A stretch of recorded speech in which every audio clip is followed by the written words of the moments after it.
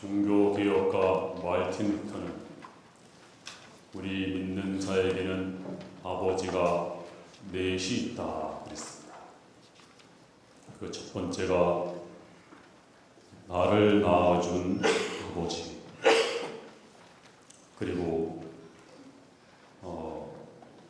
영적인 아버지, 캐톨릭에서는 신부를 파더라고 부릅니다.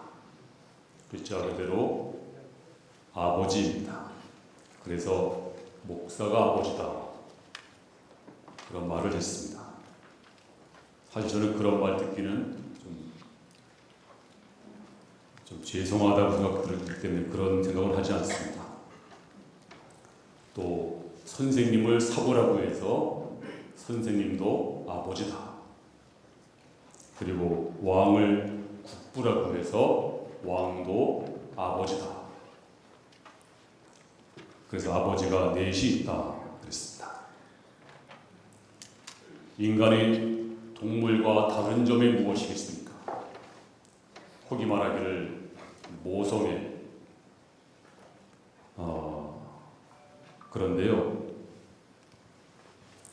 사람은 모성애가 있지만 동물도 있습니다.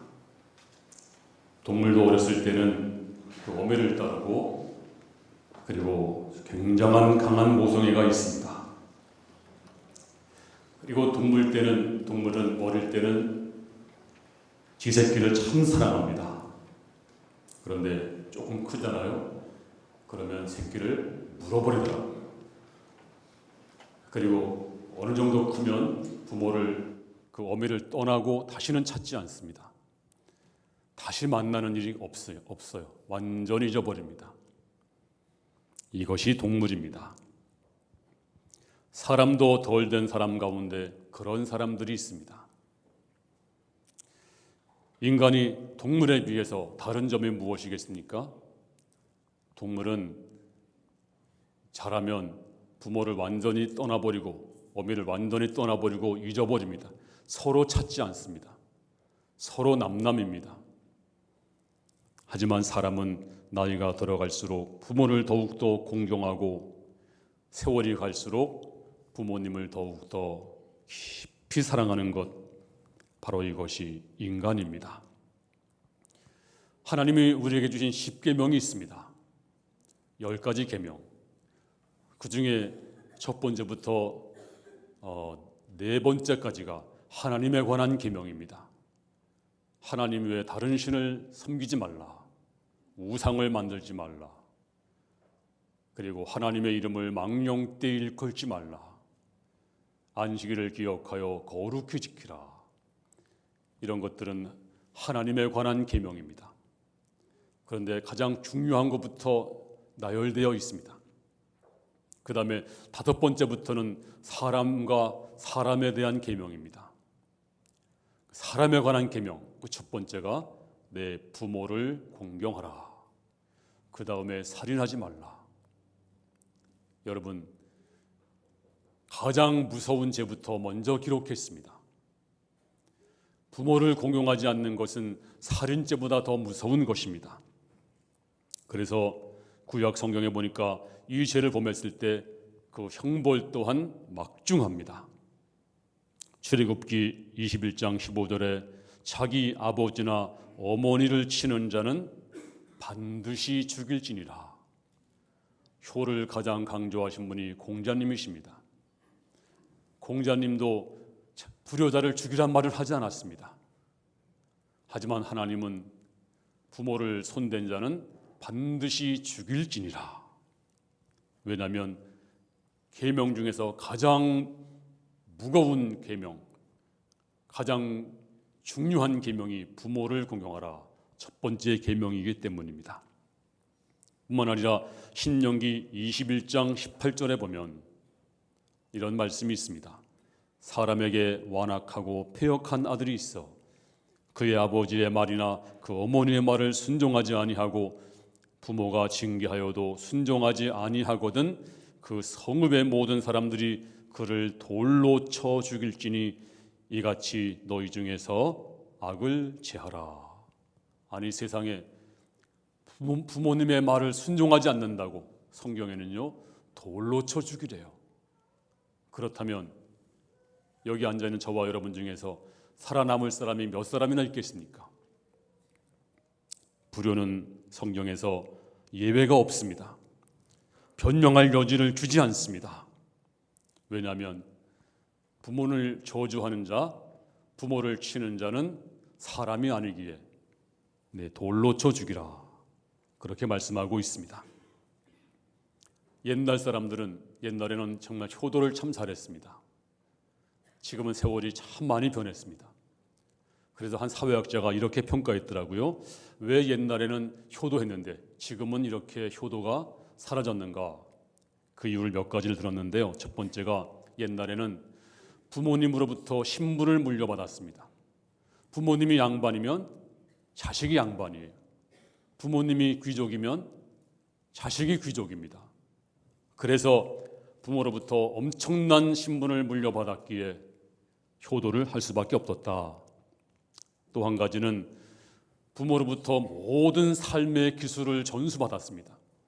예를 들어 농사 짓는 법, 물고기 잡는 법, 집을 짓는 법, 부부 생활, 가정 생활, 사회 생활 다 부모님으로부터 배웠습니다. 그러니까 부모님을 존경하지 않을 수가 없었어요.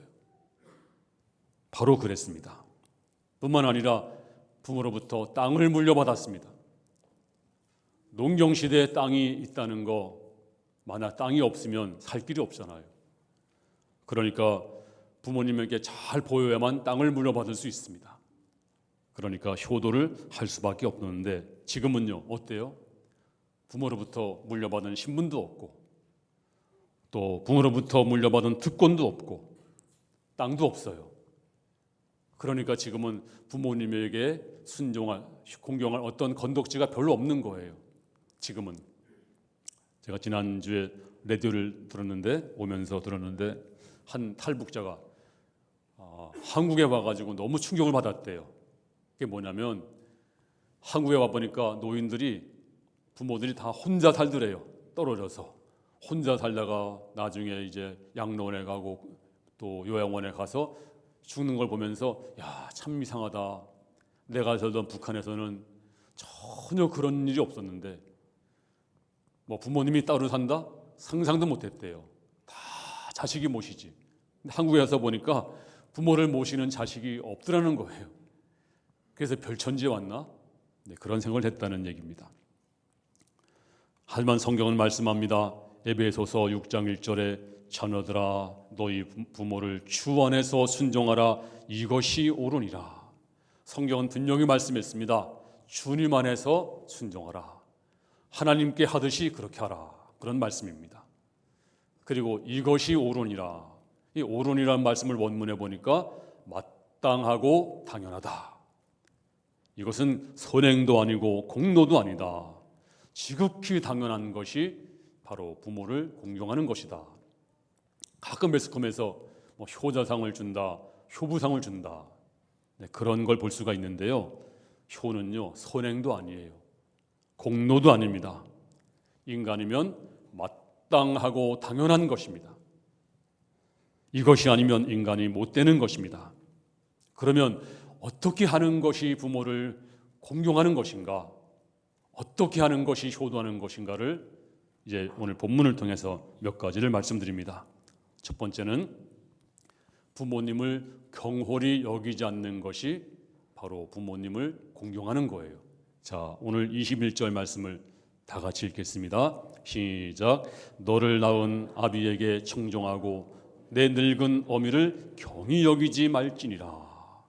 네 늙은 어미를 경히 여기지 말지니라. 아버지 말씀을 잘 들어야 되고 경청해야 되고 또 경히 여기지 마라.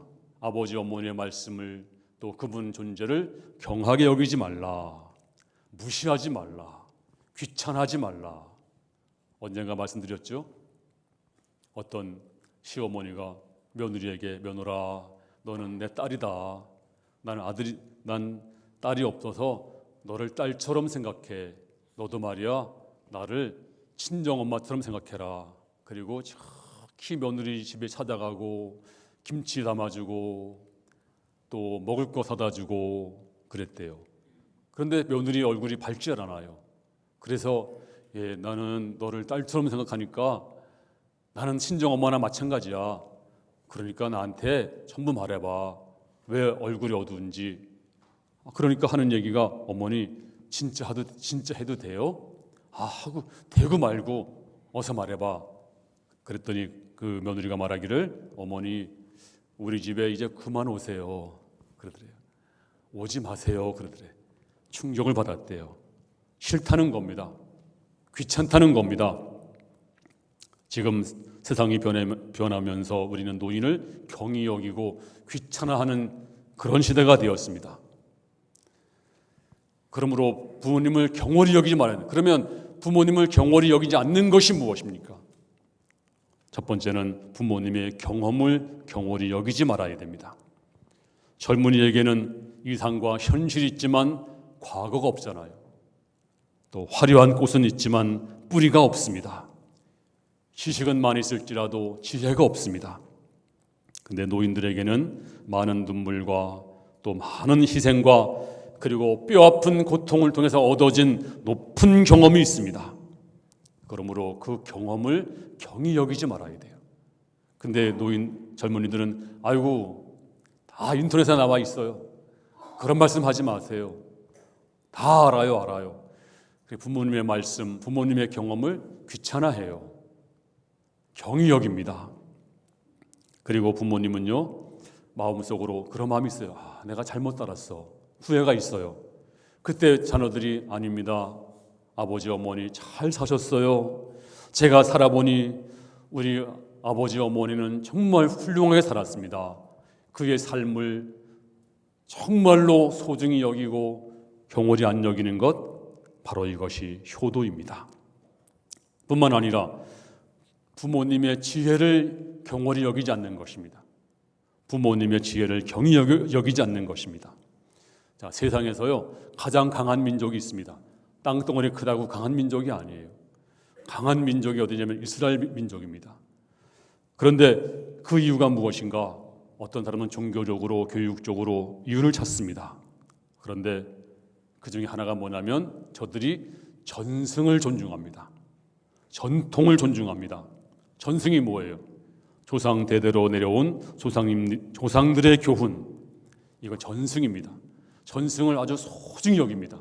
그래서 어떤 문제가 생기면 막 서로 토론하다가 싸우다가도 이제 랍비가 이것은 전승이다 그러면 노 코멘트, 아무도 더 언급하지 않습니다. 전승을 존중합니다. 왜 지키느냐? 물을 필요가 없어요. 왜냐하면 이걸 터득하느라고 수천 년의 세월이 지났습니다. 예를 든다면 독이 든 버섯과 독이 안 든 버섯, 우리 조상들이 먼저 다 먹어보고 그리고 우리에게 가르쳐 줍니다. 이거는 독이 들었으니 먹지 마라. 근데 우리는 노인들이 뭘 알아? 내가 먹어봐야지. 먹어보세요. 다 죽어요. 그러니까 노인들이 먼저 간 길, 그들의 전승 우리가 경히 여기지 말아야 됩니다. 그들의 교훈은 하루아침에 이루어진 것이 아닙니다. 하지만 우리는 나만 가진 고통이라고, 나만 가진 눈물이라고 울부짖지만 노인에게 물어보세요. 다 겪었습니다. 그러므로 지혜자의 그 지혜를 우리가 들어야 됩니다. 그리고 또 그분의 존재 가치를 우리가 경히 여기지 말아야 됩니다. 존재 가치. 어떤 시골에서 텐마루가 있고 방이 있는데 한 젊은 사람이 문 열고 들어가니까 할머니 한 분이 앉아 계세요. 나이 많은 할머니가. 방문을 열어보고 아무도 없으니까 아무도 없네 하고 이제 문을 닫으려고 했어요. 그러니까 그 할머니가 뭐라고 했을까요? 야 이놈아, 나는 사람이 아니냐? 물론 그 사람은 찾는 사람이 없다는 걸로 했는데 할머니는 그 말이 섭섭했던 것입니다. 그렇습니다. 여러분, 정말로 효도가 무엇입니까? 효도는 여러분의 부모님을 존재 가치를 경히 여기지 말아야 돼요. 그래서 이렇게 말해보세요. 어머니 혹은 아버지, 저는 아버지가 없으면 어떻게 살아요? 저는 아버지가 안 계신다 생각만 해도 끔찍해요. 아버지가 계신 것만 하더라도 저는 마음이 너무 든든해요. 이렇게 말해보세요. 얼마나 좋을까요? 저는 장모님을 한번 모셔본 적이 있습니다. 근데 제가 장모님을 모시면서 이렇게 말했어요. 어머니 집에 돌아오면 참 반겨주세요. 그러면 제가 어머니가 안 계시면 영 재미가 없어요. 어머니가 계시니까 너무 좋아요. 그랬더니 얼마나 좋아하시는지 그렇습니다. 존재 가치를 소중히 여기는 것, 바로 이것이 효도를 하는 것입니다. 또 경히 여기지 않는 것이 무엇일까요? 부모님의 선하심을 경히 여기지 말아야 됩니다. 부모님은 언제나 선합니다. 물론 자신이 악하게 살았더라도 자식이 착하기를 바라고, 자신이 실패하더라도 자식은 성공하기를 바라고, 자신은 거짓되이 살았더라도 자식만은 진실하게 살아주기 바라는 것이 부모님의 마음인 것입니다. 그래서 마틴 루터가 이런 말을 했어요. 부모님은 세상에서 하나님을 대신하는 분이다. 하나님을 대신하는 분이 부모님이시다. 그렇게 말했습니다. 그러므로 부모님의 선하심, 부모님의 인자함을 경히 여기지 말고 감사와 존경과 순종과 기쁜 마음으로 섬기는 우리 모든 성도가 되기를 주님의 이름으로 축원합니다. 그리고 나 자신이 그분의 자녀된 것을 경히 여기지 말아야 돼요. 저는 어렸을 때 저희 아버지가 나이가 많았습니다. 그래서 저희 아버지가 늙은 게 참 부끄러웠어요. 왜냐하면 저희 아버지가 아주 늦은 나이에 우리를 낳았기 때문에 그랬는데요. 한번 학교를 왔어요. 농사 짓다가 오신 것 같아요. 그랬더니 많은 분이 그래요. 너희 할아버지냐? 그래. 그래서 이제 어떤 아이가 아니야. 제국이 아버지야. 그 말 듣고 얼마나 부끄러웠는지 지금 생각하면 아니야 우리 아버지야 할 텐데 그때는 그러지 못한 게 좀 후회스러워요.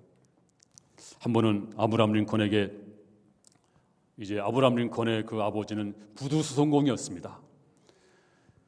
그런데 링컨 자신도 별로 학력도 없었잖아요. 이제 그분이 대통령이 되었습니다. 그런데 이제 고고하고 지식 많은 한 귀족 국회의원이 이렇게 이제 힐난합니다. 당신같이 무식한 사람을 대통령으로 모시게 된 것은 미합진국의 수치입니다. 당신 아버지는 또 구두 수성공이었다면서요? 또 구두를 벗어가지고 이거 한번 맡겨볼까? 막 조롱을 하는 거예요.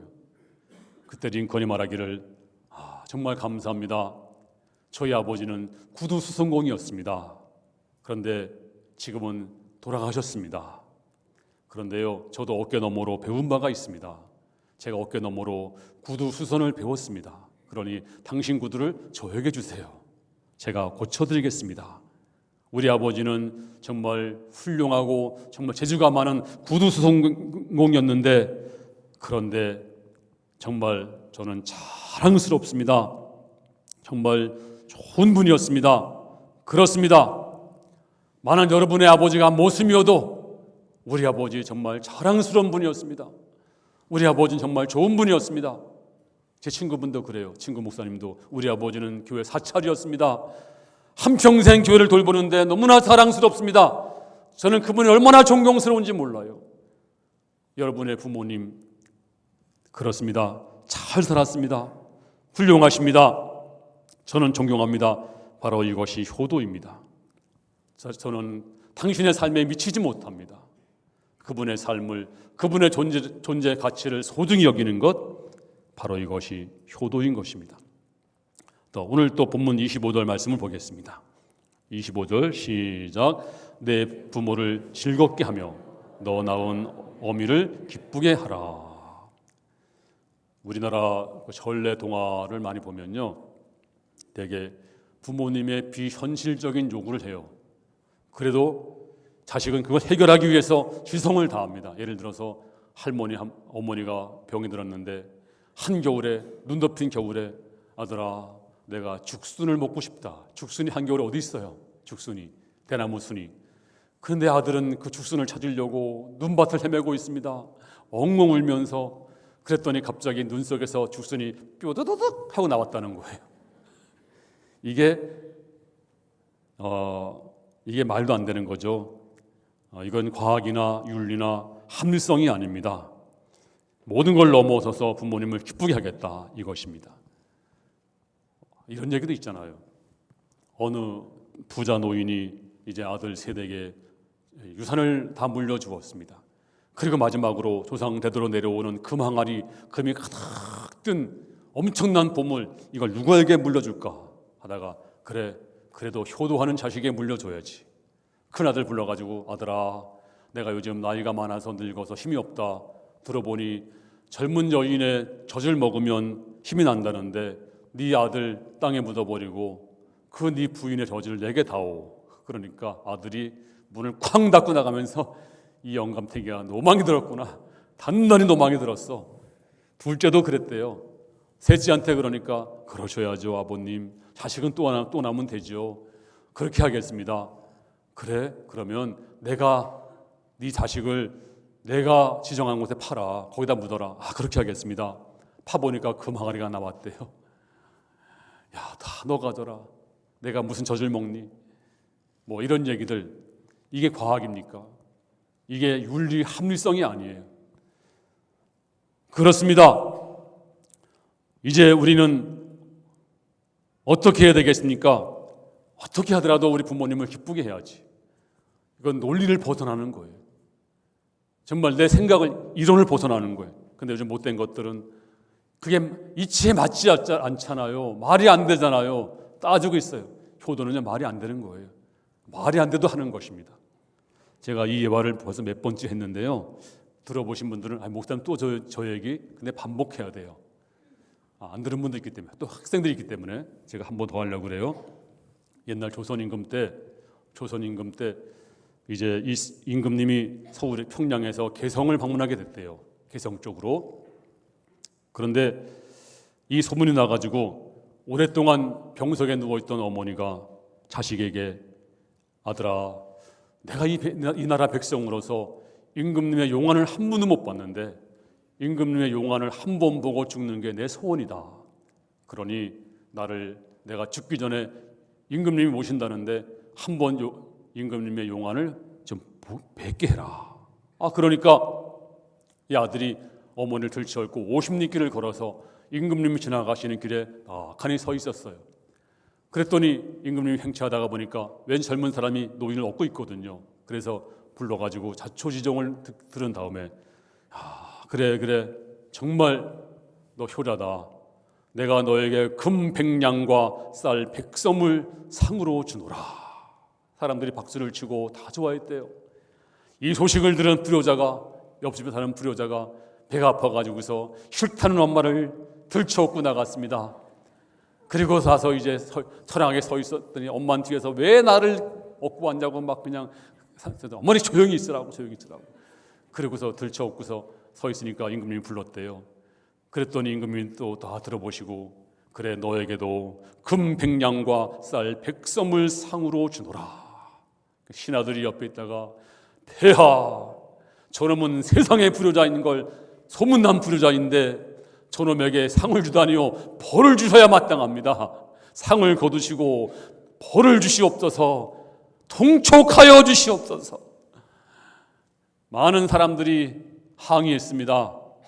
그때 이 왕이 뭐라고 한지 아세요? 아니다. 효도는 흉내만 내어도 좋은 것이다. 효도는 흉내만 내어도 상을 받을 만하다. 상을 주어라. 그렇습니다.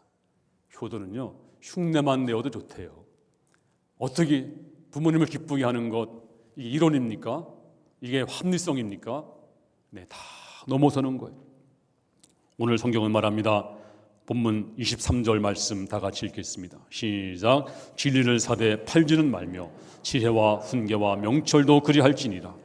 의인의 아비는 크게 즐거울 것이요 지혜로운 자식은 낳은 자를 그로 말미암아 즐거울 것이니라. 여기 보니까 효도하는 가문에 효도하는 자식이 나온다. 지혜로운 자식이 나온다. 그로 인해서 즐거울 것이다. 이렇게 말씀해 주고 있습니다. 그렇습니다. 효도하는 가문에 효도하는 자식이 나온대요. 그리고 하나님이 지켜주신대요. 제가 이런 간증을 들었습니다. 6.25 전쟁 때 이제 믿음 좋은 장로님과 권사님이 아들에게 최전방을 보내면서 내가 너를 위해서 새벽 5시만 되면 기도하마. 그러니 그때만 되면 우리 아버지 어머니가 기도하고 있구나 생각하고 하나님을 의지하고 군 생활을 잘해라. 전쟁통입니다. 이 아들이 이제 최전방에서 보초를 서고 있습니다. 보니까 새벽 5시입니다. 그때 우리 아버지 어머니가 기도하고 있겠지. 그리고 너무나 감사해서 나도 기도해야지 하고서 잠깐 무릎을 꿇으려고 하는데 갑자기 총알이 휙 날아갔대요. 만약에 서 있었으면 즉사했겠죠. 하나님이 지켜주셨다고 간증하는 걸 들은 적이 있습니다. 또 이런 간증도 들었어요. 이제 부모님이 월남전 가는 아들에게 손바닥보다 작은 성경 있잖아요. 작은 성경. 그거 주면서 네가 전쟁 중에 언제든지 읽어라. 항상 주머니에 넣고 다녀라. 그리고 틈만 나면 읽어라. 그래가지고 그 성경책을 이 주머니에다 이렇게 넣고서 틈만 나면 읽고 그리고 이제 전투를 하는데 갑자기 심장에 총알을 맞았어요.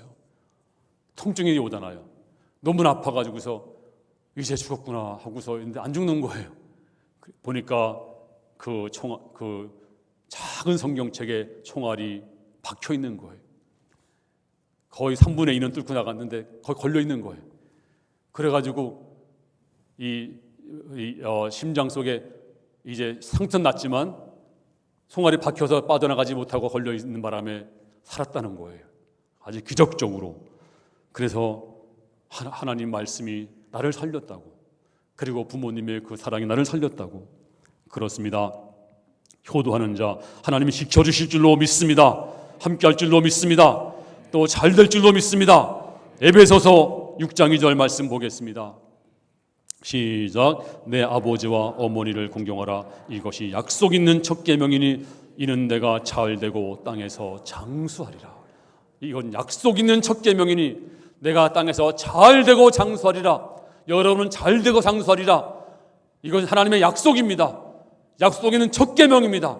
반드시 잘 될 줄로 믿습니다. 장수할 줄로 믿습니다. 이 말씀은 진리입니다. 그러므로 우리 모두가 다 효도하고 부모님을 기쁘게 하고 그리고 하나님을 잘 섬기는 성도들 수 있기를 주님의 이름으로 축원합니다.